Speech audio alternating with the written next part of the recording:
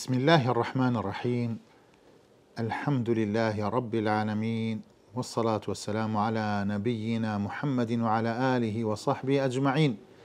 أما بعد، السلام عليكم ورحمة الله وبركاته. عزیزان و خۆشەویستان، خۆم بە خۆشحاڵە زانم بۆ جارێکی تر بە ئێوەی بەڕێز و خۆشەویست بگەمەوە بۆ پێشکەشکردنی وانەیەکی نوێ لە پەرتووکی 33 هۆکار بۆ خوشوع لە نوێژدا دانەرەکەی شێخ محەممەد صالح ئەلمونەجیدە، خوای پەروەردگار بیپارێزێت و ڕزگاری بکات. ئازیزەکانم، ئەمڕۆ دەچینە خزمەت هۆکارێکی تر لە هۆکارەکان، یان چەند هۆکارێک لە هۆکارەکانی کەوا دەبنە بربەست بۆ ئەوەی کە خوشوع پەیدا بێ لە نوێژە. لە دەرسی ڕابردوو باسی چەند هۆکارێکمان کرد لە بەشی دووەم، ئەوانەی کە دەبێتە هۆکاری بربەست بوون یان دەبێتە ئەوەی کە ڕێگە نەدات کە خوشوع پەیدا بێ لە نوێژ. ئەمڕۆ ئازیزەکانم لە هۆکاری 23وە دەستی پێ دەکەین ئەن لا یوسەلیە وەقەد غەلەبەه النوعاس، واتە نوێژ نەکات لە کاتێکا کەوا خەوی دێت، واتە خەوە نوچکەی بۆ بێت یان لە حاڵەتێکە ئیتر سەرەتایەکە بۆ ئەوەی ئەو ئینسانە خاو بێتەوە و وا بچێتە ئەوەی کە حەز بکا بخەوێت، لەو کاتە بە نوێژ نەکات، چونکە ئەو کاتە بەڕاستی وا دەکات کە خوشوعی نەیەڵێت. ئەنەس گێڕێتەوە بۆمان، ئەنەسی کوڕی مالێک ڕەزا و ڕەحمەتی خوای لێبێ دەفەرمێت قال رسول الله صلى الله عليه وسلم إذا نعس أحدكم في الصلاة فلينم حتى يعلم ما يقول. ئەمە بوخاری ڕیواتی کردووە. لەم فەرمودەیە پێغەمبەر عەلەیهی سەڵات وەسسەلام بەیانی ئەومان بۆ دەکات کە کاتێک ئینسان خەواڵووە، خەوە نوچکەی هەیە، با بخەوێ، لەو کاتە نوێژەکەی ئەنجام نەدا، چونکە نازانێ چی دەڵێت لەو کاتەدا. بەڵام ئەگەر بخەوێ و هەستێتەوە و ئیسراحەتی کردووە، ئەوە دەزانێتەوە چی دەڵێت، دەزانێتەوە چی دەخوێنێت. بەڵێ ئازیزەکانم، ئینسان بەڕاستی لە کاتی ماندووبوونە کەوا زۆر ماندووە، یان مشکلەیەکی هەیە، یان مەشغوڵە، کێشەیەکی هەیە، ئەمە ئەبێ ئینسان لەو حاڵەتە دەرچێت، ئەو ماندووبوونەی نەمێنێت، ئەو مەشغەڵەت و کێشەیی نەمێنێت، ئەینجا بتوانێت نوێژەکە بکات. هەندێک جار ئینسان کەوا چێتە ناو نوێژەکەەوە ئەو حاڵەتانەشی هەیە، وەڵڵاهی نازانێت چی دەڵێت، وەڵڵاهی نازانێت چی دەخوێنێت، کە کاتێکیش دوعا دەکات ممکنە دوعا لە خۆی بکات لە جیاتەوەی کە دوعا بۆ خۆی بکات. بەڵێ ئازیزەکانم، ئینسان با ئیسراحەت بکات، بە ئیسراحەتیەوە کە کاتێک ئەزانێت تەواو مرتاحە، تەواو ئامادەیە بۆ ئەو لیقا خۆشە لەگەڵ ئەڵڵا سوبحانەهو وتەعالا، خۆی ئامادە بکات. ئازیزەکانم، با ئەو شتانە نەبێتە ڕێگر، با ئەو شتانە نەبێتە ئەوەی کە مەشغوڵی بکات ئەو خوشوعە نەمێنێ لە نوێژەکانە. سەبەبەکەش ئەوەیە ئازیزەکان کەوا بەیانی کردو، عایشەی گێڕێتەوە بۆمان ڕەزا و ڕەحمەتی خوای لێبێ، أن رسول الله صلى الله عليه وسلم قال إذا نعس أحدكم وهو يصلي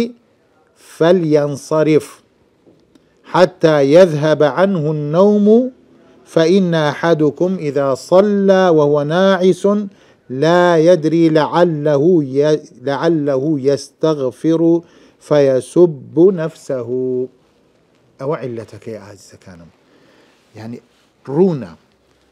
پێغەمبەر عەلەیهی سەڵات وەسەلام فەرمیێ ئەگەر هاتوو هەر کەسێک خەوە نوچکەی هەبوو و نوێژیش دەکا فەلیەنسەرف، با لەو نوێژە دەرچێت، یان ئەوەتانێ لەو کاتەدا شوو بدات، ئیسراحەت بکە، پاڵکەوێت کەمێ بخەوێت حتى يذهب عنه النوم بۆ ئەوەی ئەو خەونوچکەی نەمێنێت ئەو خەواڵوەی نەمێنێت فإن أحدكم إذا صلى وهو ناعس ئەگەر هاتو لەو کاتە ئەو ئینسانە نوێژ بکاو ئەو حاڵەتەی هەیە نازانێت لا يدري لعله يستغفر فيسب نفسه لجاتي أوي داوا بكات الله سبحانه وتعالى لي خوش بيت لتاوانا كاني خوش بيت داوي مغفرة بكا جنيو بخوي دا قصة بخوي دكات دعاء لخوي دكات إن جاء إنسان أبي أقادار بيت أو حديثش بخاري رواياتي كردوا فائدەیەک هەیە لەو حەدیسە ئاجزەکانم ئەوەیە ئینسان بەڕاستی لە کاتی بەهێزبوون لە کاتی تااقەت و توانایەکی هەیە لە کاتی بە ئاگابوون عیبادەت بکات بتوانێت کەوا ئاگای لە خۆیەتی نەکو لە حاڵەتێکە کە ئاگای لە خۆی نییە بچێت هەر عیبادەتێ بکات بە تایبەتی نوێژیش بە تایبەتی نوێژ ئەوە ئینسان ئەبێ ئاگادار بێت و ئەلەو حەدیسەش بەیانە کەوا ئیسلام دینێکی وەسەطیە بەڵێ ئازیزەکانم هەر ئەوە نییە ئینسان ئیشێ بکاو لە کوڵی بکاتەوە نە هەر بۆ دنیاش تەماشا دەکەی ئەو کەسانەی کەوا ئیتقانیان هەیە لە نوێژ ئەو کەسانەی کەوا بە ئاگان ئەو کەسانەی کەوا بە پلان ئەو کەسانەی کەوا خۆیان ئامادە دەکەن بۆ ئیشی دنیاییشیان سەرکەوتوترن لەو کەسانەی کەوا بە فەوزا ئیش دەکەن بە تەمبەڵی ئیشەکانیان دەکەن ئیشەکانیان لە کاتی خۆیان ناکەن پلانیان نییە ئەوانە بەڕاستی سەرکەوتوو نابن بەڵێ ئاجزەکانم ئەگەر ئێمەش بمانەوێ نوێژێ بکەین خوشوعی تیا بێت نوێژێ بکەین خوای گەورە قبوڵی بکات ئەبێ ئاگامان لە خۆمان بێت نابێت یعنی ئەو بربەستە بمێنێ ئەگەر ئەوەش هەبوو ئەوە جوانی ئیسلامە ئەوە مامناوەندی ئیسلامە ئەو وەسەطیەتی ئیسلامە بەو شێوازە عیبادەت مەکە ئیسراحەت بکە دوایی بڕۆ عیبادەتەکەت بکە بەڵێ ئازیزەکانم ئەوە وەسەطیەتی ئیسلام ئەگەیەنێ لە هەموو ئومورەکان اینجا ئینسان بەڕاستی شت لە خۆی قورس نەکات مسلمان نابێت شت لە خۆی قورس کات ئەو دینەمان دینی یوسرە ئەو دینەمان دینێکە کەوا خوای گەورە دەزانێت ئەو عەبدە دەتوانێت ئەو شتانە هەڵگرێت بەڵێ لا يكلف الله نفسا إلا وسعها ئێمە داواش دەکەین لە خوای پەروەردگار شتێکمان نەخاتە سەر کەوا لە توانای ئێمە نییە بەڵام ئەو شتانی کە دانراوە ئەو عیبادەتانی کە دانراوە ئەو فەرمانانی کە لە قورئاندا هاتووە ئەو نەهیانەی کەوا لە قورئاندا باس کراوە هەمووی لە بەرژەوەندی ئینسانە هەمووی لە توانای ئینسانە دەتوانێت ئەو فەرمانانە جێبەجێ بکە ئەگەر هات و عوزریشە بوو الله سبحانه وتعالى عوزر قبول دەکات ئازیزەکانم ئینسان تەماشا دەکەی ئەڕوات سەفەرێک دەکات سەفەرێکی تاعە دەکات نوێژەکانی بۆ کورت کراوەتەوە ئەمە سەماحەتی ئیسلام ئەگەیەنێت ئەمە جوانی ئیسلام ئەگەیەنێت بەڵێ ئازیزەکانم اینجا بۆیە ئینسان لەو حاڵەتانە نوێژ نەکات کە خەواڵووە اینجا خەونوچکەی هەیە ئەو حاڵەتانە بە دوور بگرێت لە خۆی بە تایبەت ئەم حاڵەتانش کەی ڕوودەدا ئازیزەکانم لە شەو نوێژە ئینسان بەڕاستی تووشی دەبێت کە کاتێک هەڵەسێ بۆ شەو نوێژ تۆ ئەو حاڵەتت هەیە بەو شێوازە شەو نوێژەکەت مەکە ئازیزم چونکە شەو نوێژ تامێکی خۆی هەیە شەو نوێژ لیقایەکە تایبەتیە واللهی لیقایەکە لە هەموو چاوپێکەوتنەکانی سەر زەویە هەمووی خۆشترە ئەگەر ئێمە هەستی پێ بکەین ئەگەر ئێمە تامی بکەین خۆشترین لیقایە خۆشترین چاوپێکەوتنە خۆشترین گفتوگۆیە خۆشترین مناجاتە لەگەڵ الله سبحانه وتعالى لەو کاتە خۆشە کەوا زۆربەی خەڵک خەوتون نووسون تۆ هەڵدەسیت لیقا لەگەڵ الله دەکەی سبحانه وتعالى اینجا داوای چیش دەکەی الله سبحانه وتعالى وەڵامت دەداتەوە ئازیزەکەم داوای لێخۆشبوون دەکەی الله سبحانه وتعالى لێت خۆش دەبێ والله أو كساني كوا محروم براستي محروم بيبشن كأجر بوساتك يجبت أو لقايا لدستي خوي بدات بالي عزيز كانم وهروها أو حديثانا نوجا فرزكانيش أجريتوا براستي بلام أوش أكادار بين نبيته هو كارك وإنسان بو حجتا بلي من إستا خوالوم برا بخوي هتا كاتي نوجك طواو دبيت نا عذرنية عزيزة كانم إنسان كم يك بخوي إسراحت بكات دعاي هستين نوجك لكاتي خويا بكات نوجه فرزكان نابيت كاتكي درتشي عزيزة كان بهوي أويك شيطان بدخلتيني بلي والله من خوم ديت أدا خوم تماشا دكي كاتي خلاصي نوجه فرزكي روشتوا أو تاواني كي ترى إنسان بي أقدار بي شيطان وسوسي بو نكاد بو حجوا نوجه فرزكاني برواد نوجه فرزكاني برواد بلي عزيزة كانم دتشينا خزمت وكاري بستوشوار أن لا يصلي خلف المتحدث أو النائم واتا نوجنا كردين لا تنش كسي كوا خوتوا يان قسكرا واتا كسي كوا قصدكات يان مجموعيك جماعتك خريكي قسكردن إنسان لو نزيكا نوجنا كاد يان كسي كوا لبيشي خوتوا بيغمر صلى الله عليه وسلم فرميت بوشي نهي كردوا لا تصلوا خلف النائم ولا المتحدث بيغمر عليه الصلاة والسلام نهي كردوا كوا إنسان نوج نكات لبشتي كسيك وكوا خوتوا واتا لبيشيتي أمش ديت نوج دكات يان كسانيك يان كسيك كوا قصدكات ألم سردما أو شتانا روددات بتايبت بو نوج السنة كانيش كلمالوا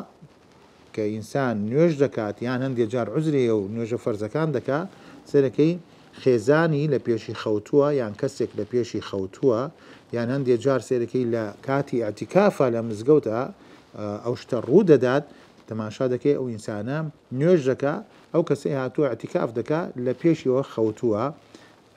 يعني أو تاني كسك صدكات شب بتاك بي يعني بكومل بي إساهي تماشا دكي أروى نوجك دا بستيت كسك للايوا خريكي تلفونا كتلفونش دكات دنگ برز دكاتوا كيشيك يعني باسيك بازرگانية كايت سبحان الله يتل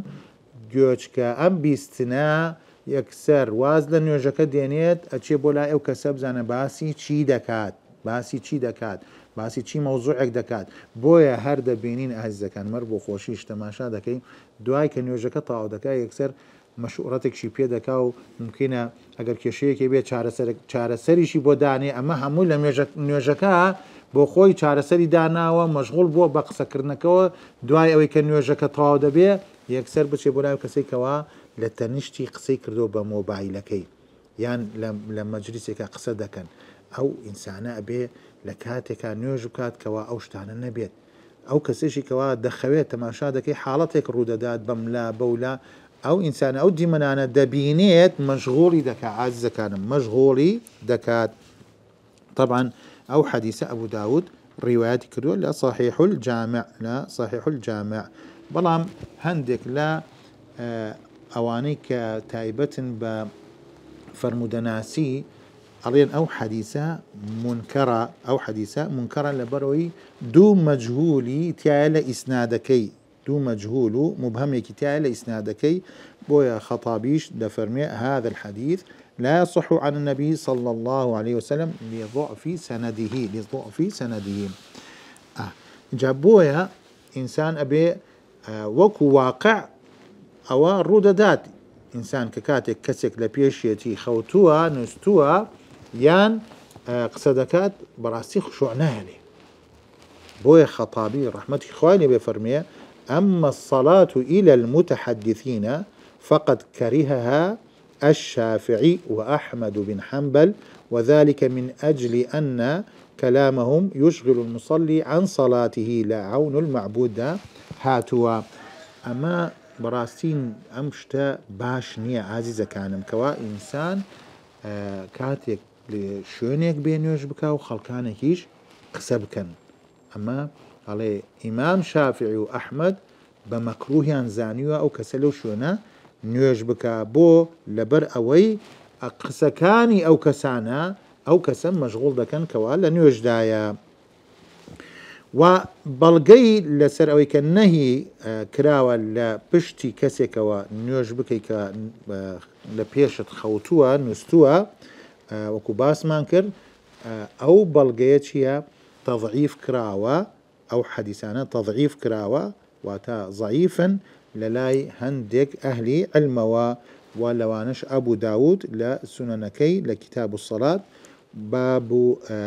أبواب التفريغ وأبواب الوتر باب الدعاء وابن حجريش رحمة إخوائي لبيه لشرح باب الصلاة خلف النائم كتاب الصلاة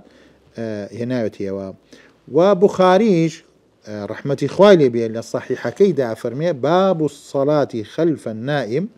وساق حديث عائشة رضي الله عنها كان النبي صلى الله عليه وسلم يصلي وأنا راقدة معترضة على فراشه صحيح البخاريات وكتاب الصلاة واتا عائشة جريته بمان كوا پیغمبر عليه الصلاة والسلام نوێژی کردووە ئەڵێ منیش لە پێشی بوومە واتا لە نێوان پیغمبر عليه الصلاة والسلام لەگەڵ قیبلە لە نێوانیان پاڵ کەوتووە لەسەر جێگاکەی اینجا ئەمە ئەم حەدیسە چۆن دەتوانین جەمع تەوفیقی بکەین لێرە الله وكره مجاهد وطاووس ومالك الصلاة إلى النائم خشية أن يبدو منهم ما يلهي المصلي عن صلاته إلا تكأوية ممكن اشتكي لي دركوي أو كسي كوا نستولى بيش أو كسي كوا نوج دكات أو شوي ليبكات كوا بينا خوش بي أوشتا دركويت وواي لي دكات كوا توشي مشغلتي دكات كوا توشي مشغلت دكات بلام ئەگەر هاتوو وەکو پێغەمبەر عەلەیهی سەڵات وەسەلام دڵنیا بوو لە خۆی کەوا نوێژێک دەکاو تەئسیری ئەو کەسە نییە لەسەری کەوا لە پێشی خەوتووە وەکو دایکە عائیشە ئەوە مەکروه نییە ئەلەو کاتە ئەگەر دڵنیا بێ نوێژ بکات لەو حاڵەتە بۆی ئەڵێ فإذا أمن ذلك فلا تكره الصلاة خلف النائم والله أعلم چونکە ئەڵێ لأن النائم لا يعتبر مرور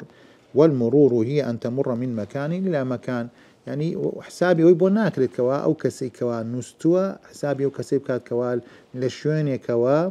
لبيش نيوشوين دروات بوشوينيكي تر أجر دلنيابو أو قيدينية أجر هاتو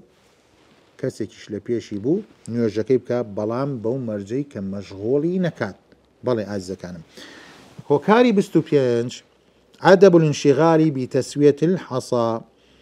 خو خەریک نەکردن بە تەختکردنی چەو یان فەرش بخاري ئەیگەڕێتەوە ڕەحمەتی خوای لێبێ لە معيقيب بن أبي فاطمة الدوسي رضي الله عنه أن النبي صلى الله عليه وسلم قال في الرجل يسوي التراب حيث يسجد قال إن كنت فاعلا فواحدا لفتح الباري هاتوا ليرة عزيزة كانم نوێژ بەڕاستی عیبادەتێکی زۆر گەورەیە ئینسان نابێ خۆی مەشغوڵ کا بە شتێکەوە لە ڕۆحی نوێژەکە بە دوور بکەوێتەوە کە خشوعی نەمێنێت اینجا بۆیە مەقامێکی زۆر گەورەیە ئینسان وەستاوە لە بەرامبەر الله سبحانه وتعالى بۆیە پێویستی بە خشوع هەیە لەو نوێژە ئینسان ئەبێ خاشع بێت ئەبێ ملکەج بێت ئازیزەکانم نابێت خۆی مەشغوڵ کە بە شتێکەوە کەوا بەڕاستی وای لێ دەکات دووری کاتەوە لەو خشوعە پێغەمبەر عەلەیهی سەڵات وەسەلام هەندێک جار کە سوژدەی بردووە لەسەر چی لەسەر بەرد مزگەوتەکەی خۆ فەرشی تیا نەبووە لەسەر زەوێ تەختەکە نوێژیان کردووە هەندێک جار ممکنە ئەو شوێنە ڕاست نەبێ پێویستی بە چییە؟ پێویستی بە ڕاستکردنەوە هەیە. جا بۆیە ئینسان پێشەوەی بچێت نوێژەکە بکات شوێنەکەی خۆی ڕاستکاتەوە. ئەمڕۆ الحەمدولله سوپاس بۆ خوای پەروەردگار مزگەوتەکان هەمووی فەرشی جوان و ڕێک و پێک دانراوە، واتە ئینسان پێویست ناکە خۆی مەشغوڵ کا بەو شتانەوە بە ڕێکخستنی شوێنەکە. ئەو سەردەمە بەو شێوازە بۆ عازیزەکانم پێغەمبەر عەلەیهی سەڵات وەسسەلام بەو شێوازە نوێژی کردووە. ئەو سەحابە بەڕێزانە لەسەر زەوی تەخت نوێژیان کردووە، یان هەندێک جار لە سەفەرا بوونە شوێنەکە بەرز و نزمی تایە. جا ئەو شتانش ڕوو دەدات ئازیزەکانم. ئینسانێک تەماشا دەکەی دەڕوا بۆ سەفەر لە بیابانێک یان لە شوێنێک زەویەکە تەخت نییە، پێشەوەی نوێژەکە بکات با شوێنەکەی خۆی تەخت کاتەوە، نەکو لە کاتی نوێژە شوێنەکەی خۆی تەخت کاتەوە، شوێنەکەی خۆی پاک کاتەوە، خۆی مەشغوڵ کا بە بەردەکان بە خۆڵەکە. بەڵێ ئازیزەکانم اینجا ئینسان ئەبێ ئاگدار بێت، ئەبێ ئاگدار بێ. اینجا بۆیە پێغەمبەر عەلەیهی سەڵات وەسەلام فەرمێت لا تمسح وأنت تصلي فإن كنت لا بد فاعلا فواحدة، يعني یەکجار وا بکە و ئیتر دووبارە و سێبارەی مەکەرەوە تۆ لە کاتی نوێژدای و شوێنەکەتیش ئەڵێ مەسڕەوە کە کاتێکەوە تۆ لە نوێژدای. فإن كنت لا بد فاعلا، ئەگەر هەر پێویستی کرد کەوا شوێنەکەت پاکەیتەوە ئەوە یەکجار پاکی بکەرەوە ئیتر خۆت مەشغوڵ مەکە. ئەمە هەمووی بۆ ئەوەیە کە ئینسان مەشغوڵ نەبێ ئازیزانم لە نوێژە، بۆ ئەوەی خوشوعەکەی لە دەست نەدا لە کاتی نوێژە. ئەوەش طبعا ئەبوو داود ڕێوایەتی کردووە. فائیدەیەک لەم حەدیسانە وەردەگرین، ئەگەر هاتوو ئینسان حرەکەتێکی کرد کارێکی کرد لە نوێژەکەیە بەڵام کەم بوو ئەوە تەئسیر لە نوێژەکەی ناکا و نوێژەکەی بەتاڵ ناکاتەوە ئەگەر کەم بوو و پێویستیش بوو. باشە ئازیزەکانم، و لێرەدا ئەڵێ والعلة في هذا النهي، بۆ پێغەمبەر عەلەیهی سەڵات وسەلام نەهی کردووە ئەو ئینسانە خۆی مەشغوڵ نەکا بە پاکردنەوە و بە تەختکردنی بەردەکان بێیان فەرشەکە بێیان شتێک بێ، بۆ ئەوەی پارێزگاری بکات لە چی؟ لە خوشوعە، و بۆ ئەوەی زۆر مەشغوڵ نەبێ و جومجۆڵ زۆر نەکا لە نوێژە. ئەو شتانەی سە بەدی دەکرێت ئینسان بە هیچ هۆکارێک سیرەکەی خۆی مەشغوڵ دەکا. ئیتر پیا و سیرەکەی خۆی مەشغوڵ دەکا بە ڕیشیەوە، بە جلوبەرگیەوە، بە تەماشاکردنی سەعاتیەوە، یان ئەگەر هاتوو مۆبایلەکەی نەخست بێتە سەر بێدەنگی کە لێ دەدرێت سیرەکەی دەسەکاتە گیرفانی دەریێنێ و بزانە کێش پەیوەندی پێوە کردووە. تۆ ئەسڵەن لە پەیوەندیەکی لەگەڵ ئەڵڵا سوبحانە وتەعالا ئەم پەیوەندیە چییە تۆ تەماشای دەکەی؟ باشە هەندێک جار ئەگەر تەماشا دەکەی گەر ئینسان ئاگای لە خۆش نەبێ سوبحان الله ئەگەر نامەیەکشی بۆ بێ ممکنە نامەکەش بنووسێت. ئازیزەکانم خوا پەنامام داد ئەبێ ئینسان ئاگادار بێت بۆ ئەوەی زۆر جومجۆڵ نەکا لە ناو نوێژە. بۆیە پێغەمبەر عەلەیهی سەڵات وەسەلام نهی کردووە. والأولى إذا كان موضع سجوده يحتاج إلى تسوية فليسويه قبل الدخول في الصلاة.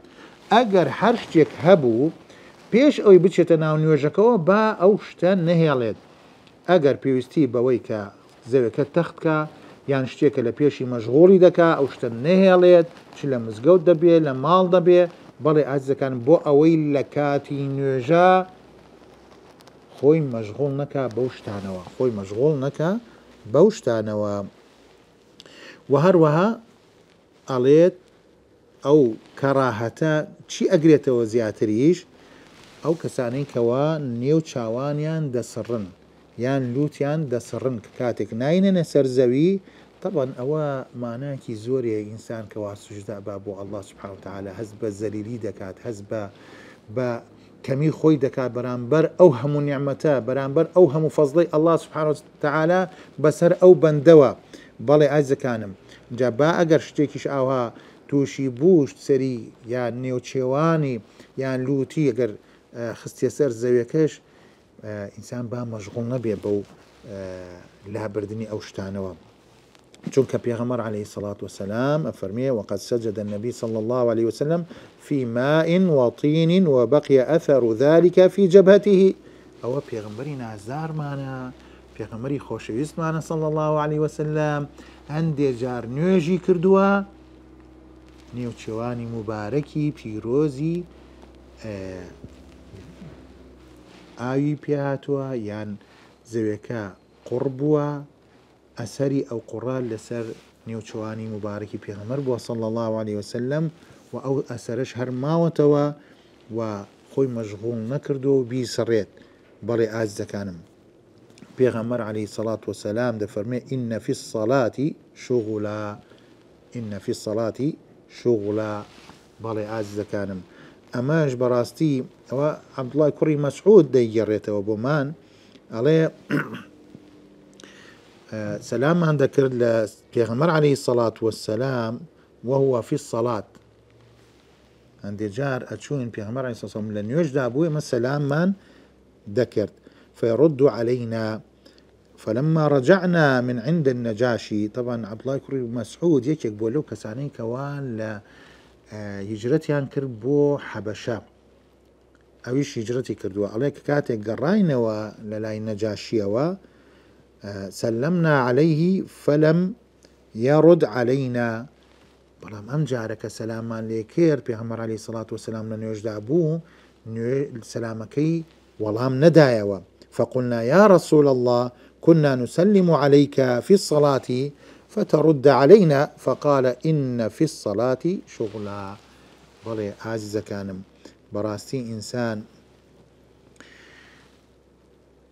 ئەبێت خۆی مەشغوڵ کا بە چیەوە لە نوێژە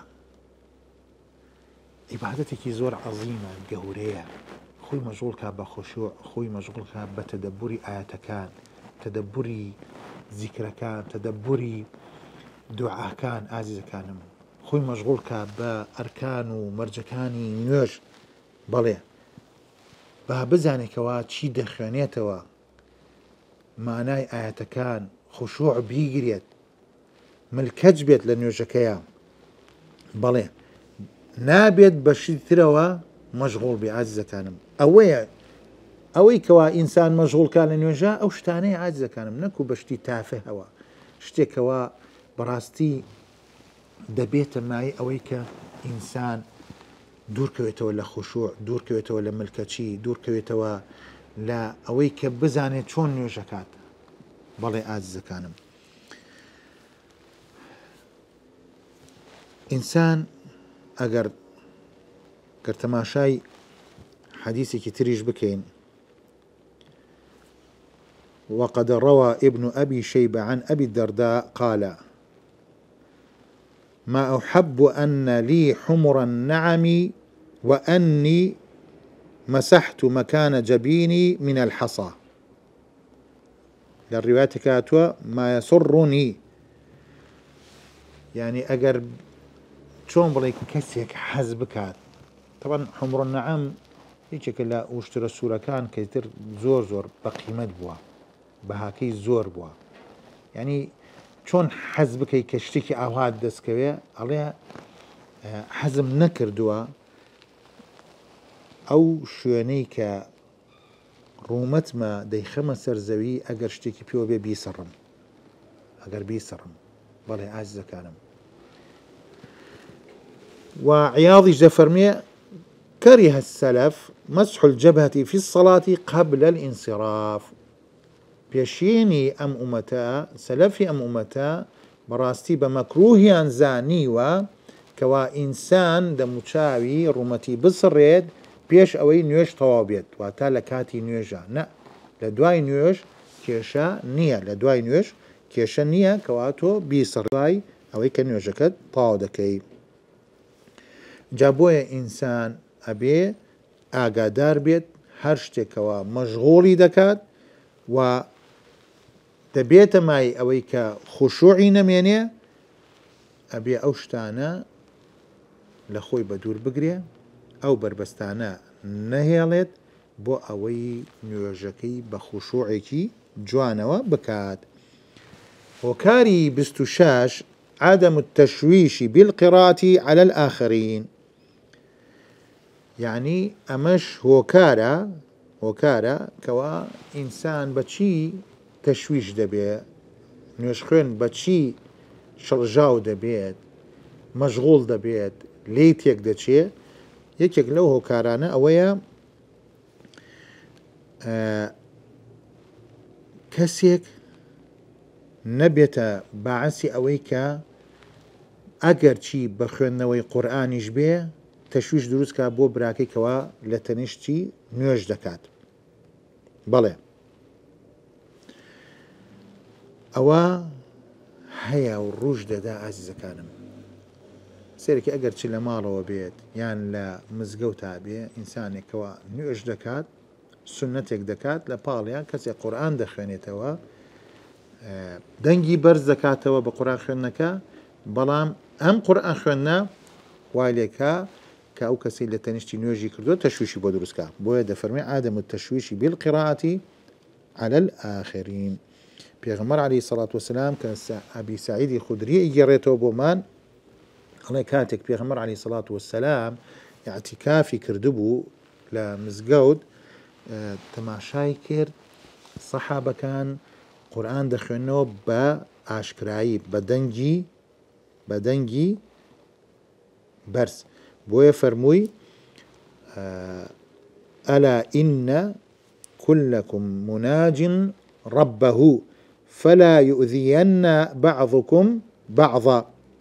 ولا يرفع بعضكم على بعض في القراءة أو قال في الصلاة رواه أبو داود. بەڵێ ئازیزەکانم ئەگەر تەماشای ئەم فەرموودەیە بکەین کە پێغەمبەر عليه الصلاة والسلام بە سەحابەکانە فەرمێ هەمووتان دوعا دەکەن مناجات دەکەن لەگەڵ الله سبحانه وتعالى اینجا بۆیە ئەبێ ئەو مناجاتە بە دەنگێکی نزم بێ ئازیزەکانم چونکە الله سەمیعە عەلیمە و مناجاتەکەتان دەبیستێت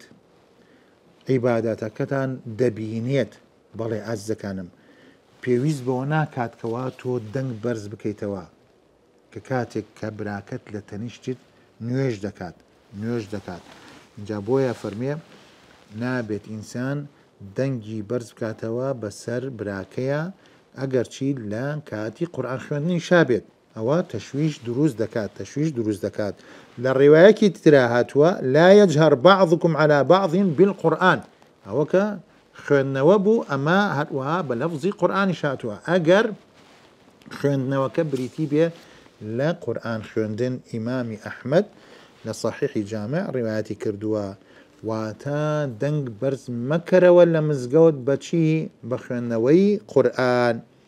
ئەگەر هاتوو لە ناو نوێژی شابیت بۆیە هەندێکمان هەیە سێرەکەی کەوا نوێژیش دەکات لە کاتی نوێژەکە دەنگی بەرز دەکاتەوە باشە لەگەڵ خۆیان دەیخوێنێتەوە دەنگی بەرز دەکاتەوە و یان لە کاتی دەرەوەی نوێژەکە وەکو باسمان کرد نوێژ خوێنێک نوێژ دەکا ئەم لە تەنیشتی قورئانەکەی بەدەستەوەیە عیبادەتێکی گەورەیە قورئان دەخوێنێ بەڵام ئاگادار بە دەنگ بەرز مەکەرەوە لە کاتێکە کە براکەت لە تەنیشتت نوێژ دەکا یان خوشکێک ئەچێتە مزگەوت شوێنی تایبەتی خۆیان هەیە ئەوانیش ئەگرێتەوە ئەو حەدیسەی پێغەمبەر صلی الله عليه وسلم.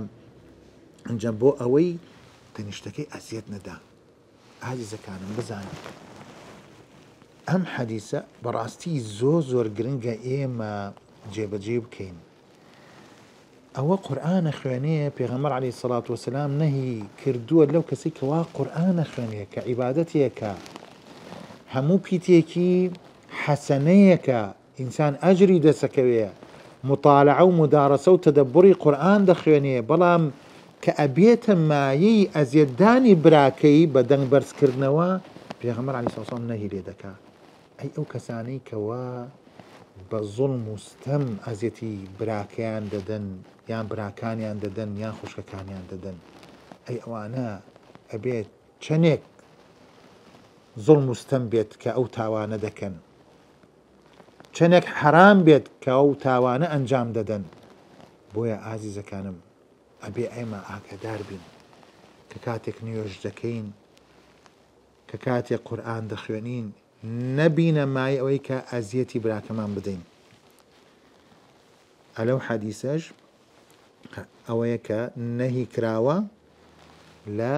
دەنگ بەرزکردنەوە لە مزگەوتەکان ئەگەر بە قورئان خوێندنیش